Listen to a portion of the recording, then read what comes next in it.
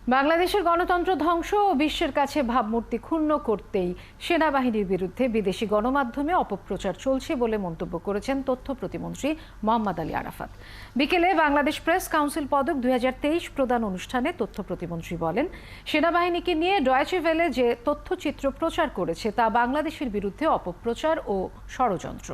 জানান, আওয়ামী লীগ গণমাধ্যমের স্বাধীনতায় বিশ্বাস করে, বঙ্গবন্ধুকে হত্যার পর দেশের সেই স্বাধীনতা কেড়ে নিয়েছিল ষড়যন্ত্রকারীরা।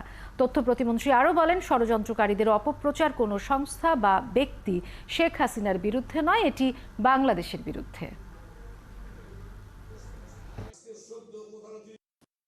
গণমাধ্যমের স্বাধীনতাকে অপব্যবহার করে ষড়যন্ত্রে লিপ্ত হয়, বৈদেশিক বিভিন্ন ষড়যন্ত্রের সাথে যুক্ত হয়ে দেশ এবং সরকার শুধু নয়, দেশের বিরুদ্ধে, দেশের স্বার্থের বিরুদ্ধে ষড়যন্ত্র করে, অপতথ্য এবং অপপ্রচারের মাধ্যমে দেশের মানুষকে বিভ্রান্ত করে, তখন যে সমস্যা তৈরি হয় এবং সেগুলোকে আমরা সমালোচনা বলি না, সেগুলোকে আমরা সাংবাদিকতাও বলি না, সেগুলোকে আমরা বলি অপপ্রচার, অপসাংবাদিকতা, অপতথ্য, এবং সেগুলোকে আমরা বলি ক্রাইম, অন্যায়।